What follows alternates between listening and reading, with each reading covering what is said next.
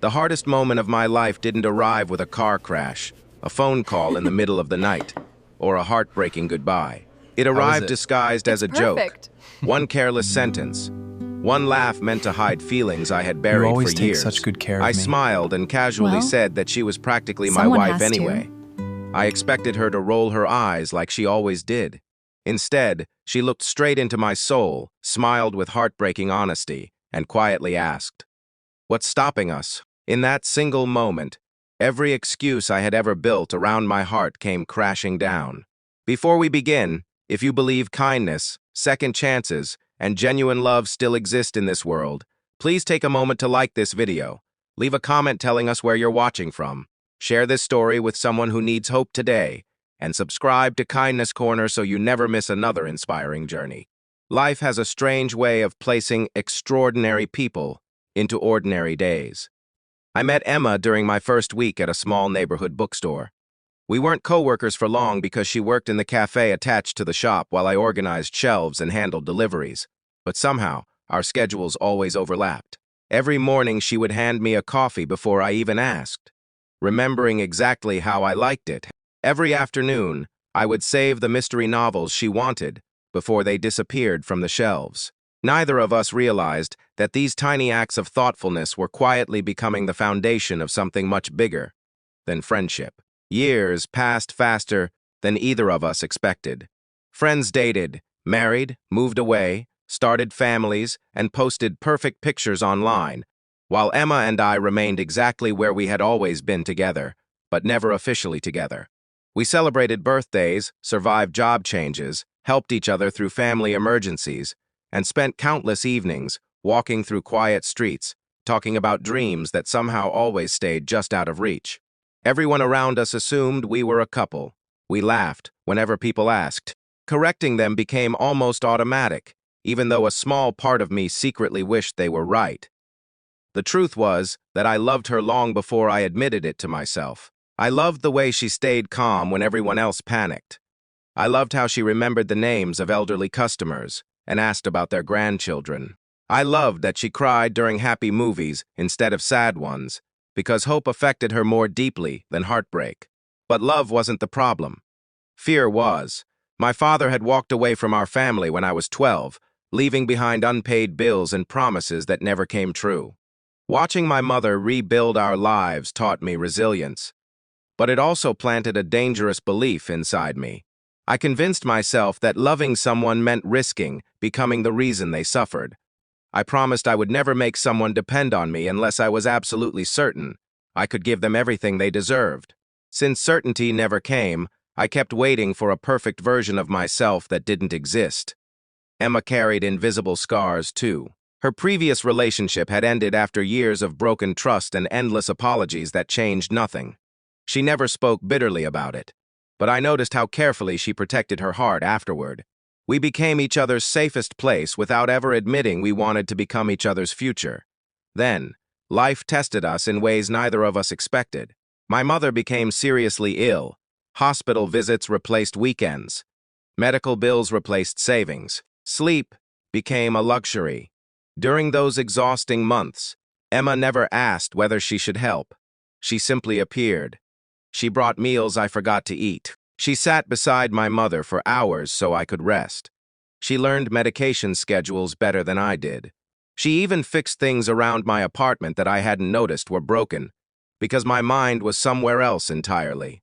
One evening, after another long day at the hospital, my mother smiled weakly and asked why I hadn't married that wonderful girl yet.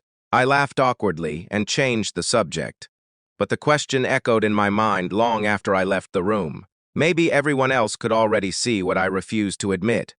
Months later, my mother recovered enough to return home. Life slowly found its rhythm. Again, Emma and I celebrated quietly with takeout food in my apartment, surrounded by half-unpacked medical supplies and flowers from neighbors. We laughed more that night than we had in months. Somewhere between stories and old memories, someone joked that Emma practically lived at my place anyway. Without thinking, I shrugged, smiled, and said she was practically my wife. The room filled with laughter for exactly 2 seconds. Then silence. Emma looked at me with an expression I had never seen before. There was no teasing, no embarrassment, just quiet courage. Her eyes held years of patience, hope, disappointment, and love all at once. She softly asked, "What's stopping us?" Time seemed to freeze. Every excuse I had repeated to myself suddenly sounded meaningless. Money, timing, career, fear. None of them explained why I was willing to imagine growing old beside her but too afraid to ask her to stay forever. That night, I couldn't answer. Not because I didn't know, because I finally knew the truth. The only thing stopping us was me. I walked home alone after dropping her off, replaying those 4 simple words over and over. She hadn't demanded anything. She hadn't pressured me. She had simply held up a mirror and forced me to confront the prison I had built from my own fears. Over the next week, I realized something painful. While I had been waiting to become worthy of love, Emma had already been loving the imperfect version of me for years. She had never asked for perfection. She had only hoped for honesty. I spent days writing letters I never sent, deleting speeches I never gave, and standing outside jewelry stores too nervous to walk inside. Then I remembered something my mother once told me. She said people don't remember perfect moments. They remember honest ones. So I chose honesty. Instead of planning an elaborate proposal, I invited Emma back to the bookstore where everything had started. The cafe looked almost identical to the day we met. The same wooden tables, the same smell of fresh coffee, the same soft music floating through the air. Years had changed us, but somehow the place still felt like home. I told her everything I had hidden for so long. I admitted how deeply my father's mistakes had shaped my fears. I confessed that every time I imagined proposing, another voice reminded me of every way I could fail. I apologized for making her wait while I fought battles she never asked me to fight. Tears filled her eyes, but they weren't tears of anger. They were tears of relief.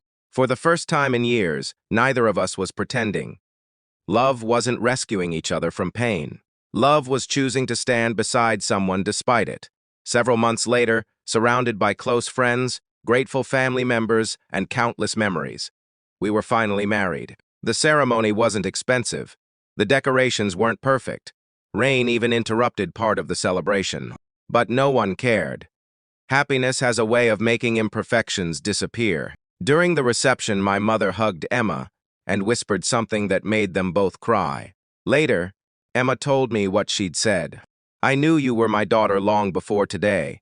Years have passed since then, and sometimes we still laugh about the joke that changed our lives forever. Whenever people ask how we got together, they expect some dramatic, romantic story. Instead, we tell them the truth. The biggest obstacle between us wasn't distance, another person, or bad luck. It was fear pretending to be logic. So many beautiful futures are delayed because someone is waiting for the perfect time, the perfect bank account, the perfect version of themselves. But life isn't built on perfect moments. It's built on brave ones. Sometimes all it takes is one honest question to change everything. If this story reminded you of someone you've been too afraid to appreciate, or if it gave you hope that love can still find its way through fear, please let us know in the comments by writing. Love grows where courage begins. And before this story ends, if it touched your heart, please like this video, leave your thoughts in the comments, share it with someone who needs a little hope today, and subscribe to Kindness Corner. Your support helps us continue sharing stories that remind people kindness, forgiveness, and love still have the power to change lives. Sometimes the greatest turning points don't arrive with fireworks or grand speeches. Sometimes they arrive as a simple question, asked at exactly the right moment. Looking back now, I realize that I didn't lose years because I wasn't loved. I almost lost them because I was too afraid to believe I deserved that love. Thankfully, one brave woman refused to let fear write the ending of our story.